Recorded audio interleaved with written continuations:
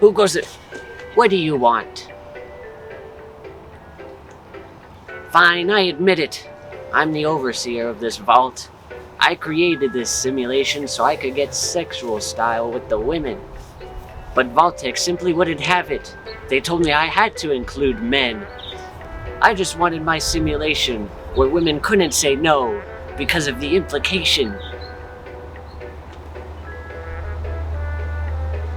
No, of course I wouldn't do anything, but who's gonna say no in a simulation where I can wipe their mind anytime I like? Of course I did. I started with 100 men and 100 women. Do you see that many in here now?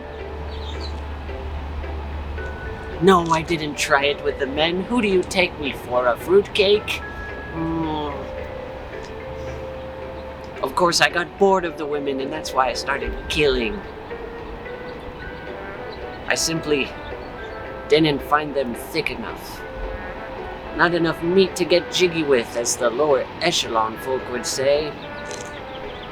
But I'm getting tired of this.